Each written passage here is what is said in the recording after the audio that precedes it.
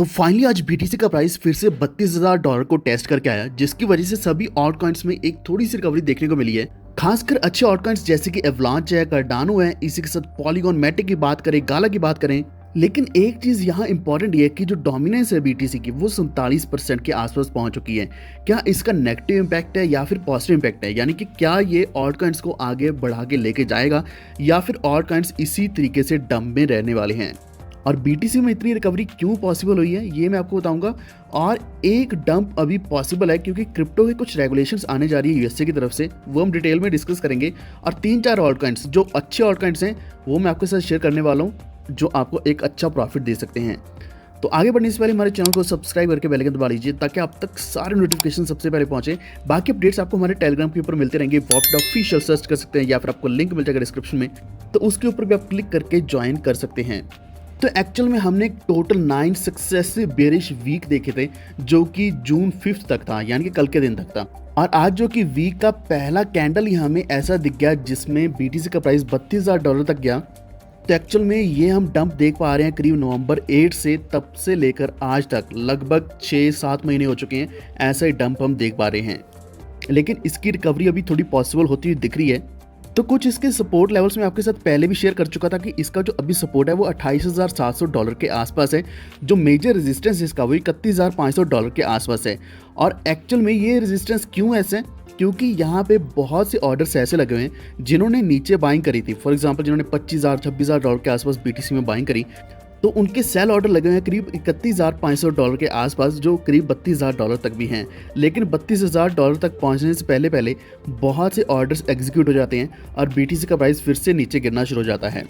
तो अभी हम आरएसआई भी देख पा रहे हैं, इतना नीचे चल रहा है, जो कि मार्च 2020 के बाद इतना लोवेस्ट आरएसआई नीचे गिरा है। लेकिन $31,500 ही अचीव करना काफ़ी नहीं है। जितनी देर ये $35,000 को क्रॉस नहीं करेगा, जो कि इसका स्ट्रॉन्ग रेजिस्टेंस है, उसको क्रॉस नहीं करेगा, तब तक हमें एक अच्छी रैली नहीं देखने को मिल सकती ऑल्ट्स में। इसी के साथ अगर हम बात करें आरएसआई की, तो इसने अपनी डिसेंडिंग रेजिस्टेंस लाइन को भी अभी ब्रेक कर दिया है। तो अभी और भी ज़्यादा एक्सपेक्टेड है कि आरएसआई ब्रेकआउट हो सकता है। एक और चीज़ हमने नोटिस करी है कि $32,000 के आसपास जो बाइंग है बहुत ही ज़्यादा कम है। तो एक्चुअल में यहाँ बाइंग तब आएगी जब बीटीसी थोड़ी और ऊपर को रैली लेगा। तो यहाँ पे जब बाइंग आएगी, ये रेजिस्टेंस जब प्रॉपर्ली ब्रेक होगा, तब रैली हमें दिखेगी 35 से लेकर $40,000 तक की। क्योंकि जो $40,000 ये एक तरीके का साइकोलॉजिकल लेवल है, जो कि ब्रेक होना अभी थोड़ा मुश्किल दिख रहा है, क्योंकि मार्केट सेंटिमेंट से बहुत ज़्यादा नेगेटिव है। और ये इतने नेगेटिव क्यों है वो भी मैं आपके साथ शेयर कर देता हूँ। तो एक्चुअल में कि जो यूएस सीनेटर हैं, उन्होंने कहा है कि वो क्रिप्टो को लेकर एक बिल इंटीग्रेट करने जा रहे हैं फाइनेंशियल सिस्टम के साथ, और इसकी अपडेट हमें इसी हफ्ते मिलने वाली है।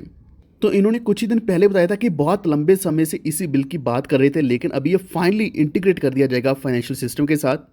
तो इसका इम्पैक्ट तो पॉजिटिव भी हो सकता है। लेकिन आज के दिन मैंने आपको अपडेट दिया था हमारे टेलीग्राम के ऊपर कि 2 चीज़ें बहुत ही बड़ी होने वाली हैं इसी हफ्ते। सबसे पहली बात है कि जो यूरोपियन सेंट्रल बैंक है वो इंटरेस्ट रेट का डिसीजन 9 जून को बता देंगे, और इसी के साथ जो उनके प्रेसिडेंट है वो मॉनेटरी पॉलिसी भी फाइनली बताने वाले हैं, जिसकी वजह से ऑल स्टॉक्स ऊपर या नीचे भी जा सकते हैं, यानी कि पॉजिटिव और नेगेटिव दोनों तरीके के इम्पैक्ट दिख सकते हैं। और जून 10 को, यानी कि उससे अगले ही दिन, यूनाइटेड स्टेट्स और चाइना अपना सीपीआई डाटा रिलीज करने वाले मई मंथ का, जिसको देखते हुए क्या है कि जो इंटरेस्ट रेट्स हैं उनमें हाइक आ सकती है। तो इसका मतलब यह है कि मॉनेटरी पॉलिसी को और भी ज़्यादा टाइटन किया जाता है, जिसकी वजह से स्टॉक्स नीचे गिरते हैं, एंड फाइनली उसी कारण क्रिप्टो मार्केट भी नीचे गिरती है। हम ऑलरेडी बहुत ज़्यादा नीचे आ चुके हैं, जिस कारण पहले मैंने आपके साथ कई बार ये भी शेयर किया कि जो बीटीसी का प्राइस है $24,000 तक जा सकता है, $20,000 तक जा सकता है। लेकिन अगर इसी हफ्ते क्रिप्टो पॉलिसी नहीं आ जाती है, क्योंकि वो हैंडल की जाएगी एससीसी के द्वारा और सीएफटीसी के द्वारा, और ये अंडर फाइनेंशियल सिस्टम आएगी, जिस कारण स्टेबल कॉइन की रेगुलेशन को भी देखा जाएगा, इवन हर एक चीज़ को देखा जाएगा ताकि क्रिप्टो करेंसीज में किसी भी तरीके का फ्रॉड ना हो, प्रॉपरली रेगुलेटेड वे में चले।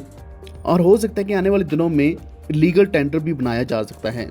तो कुछ पॉजिटिव अपडेट्स भी हैं, लेकिन most of the updates negative दिख रही हैं, क्योंकि इस पूरे हफ्ते में हमें बहुत कुछ नया देखने को मिलेगा, खासकर मॉनेटरी पॉलिसी को लेकर। तो आज जो हमने देखा BTC का प्राइस $32,000, जिसकी वजह से कई सारे ऑल्ट कॉइन्स अच्छा परफॉर्म कर रहे हैं। अगर हम वेब3 बेस्ड कॉइन की बात करें, जैसे कि हीलियम का HNT है, इसमें करीब 15% का इंक्रीज इस वक्त हम देख पा रहे हैं। XCC है, इसी के साथ बाकी कॉइन्स की बात करें, सोलाना बहुत अच्छा अभी परफॉर्म किया है। कर्व, कार्डानो, एवलांच एंड स्टेपन GMT, इसमें भी करीब 10% का इंक्रीज हमें देखने को मिला है। अगर हम मेटावर्स बेस्ड कॉइन की बात करें तो गाला ने अच्छा परफॉर्म किया। तो इससे एक चीज़ श्योर दिखती है कि कई सारे ऑल्ट कॉइन्स अभी वेट कर रहे हैं कि BTC का प्राइस बढ़े और वो साथ के साथ एक अच्छी रैली लें। तो इसका एक्चुअल अगर हम टेक्निकल वे में मतलब जानने की कोशिश करें तो BTC जैसे ही आगे बढ़ेगा, जैसी चाहे BTC की डोमिनेंस क्यों नहीं बढ़ जाती, तो इसका एक्चुअल इम्पैक्ट ऑल्ट कॉइन्स की रैली के ऊपर ही पड़ेगा। तो जनरली जब डोमिनेंस ज़्यादा होती है तो उसको इस तरीके से देखा जाता है कि इससे जितने भी ऑल्ट कॉइन्स हैं वो अंडर वैल्यूड रहने वाले हैं। शायद एक सिर्फ बाइंग अपॉर्चुनिटी अच्छी है, लेकिन अगर हम शॉर्ट टर्म में देखें तो इस वक्त ऑल्ट कॉइन्स BTC के साथ साथ बढ़ने की कोशिश कर रहे हैं, जिस कारण हमें सभी ऑल्ट्स एक अच्छा प्रॉफिट दे सकते हैं। तो मैं ज़्यादा टेक्निकल्स में नहीं जाऊंगा, लेकिन आपको ये सजेस्ट करना चाहता हूँ कि आप सोलाना में, एवलांच में एंट्री ले सकते हैं। सोलाना का जो टारगेट है वो $47 के आसपास एक रेजिस्टेंस लेवल है, वो अगर ये क्रॉस कर लेता है तो उसके बाद $62 तक की रैली हमें देखने को मिलेगी।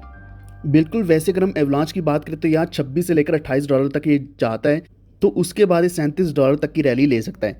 और एक और अच्छी चीज़ मैंने देखी कि कार्डानो कभी भी परफॉर्म जनरली नहीं करता, लेकिन कार्डानो यानी कि आडा कॉइन भी इस वक्त अच्छा परफॉर्म कर रहा है। $0.6 के आसपास चल रहा है, 10% का इंक्रीज आया है। तो इसमें अभी जो जून में हार्ड फॉर्क आने जा रहा है, तो उसकी वजह से आडा में एक फोमो आ सकता है, जिस कारण ये वापस से $1 को टारगेट कर सकता है। तो यही थी कुछ अपडेट्स मेरी तरफ से, लेकिन अगर आपको किसी और ऑल्ट कॉइन के बारे में जानकारी चाहिए तो प्लीज़ नीचे कमेंट जरूर करना। बाकी अपडेट्स मैं आपके साथ हमारे टेलीग्राम के ऊपर शेयर करता रहूँगा। वॉफ्ट ऑफिशियल सर्च कर सकते हैं या फिर आपको लिंक मिल जाएगा डिस्क्रिप्शन में। तो अगर आपको जानकारी अच्छी लगे तो प्लीज़ वीडियो को लाइक एंड शेयर करते हुए हमारे चैनल वॉफ्ट को सब्सक्राइब करके बेल आइकन दबा लीजिए, ताकि आप तक सारे नोटिफिकेशन सबसे पहले पहुंचें। Stay tuned, stay safe, stay healthy. Thank you so much.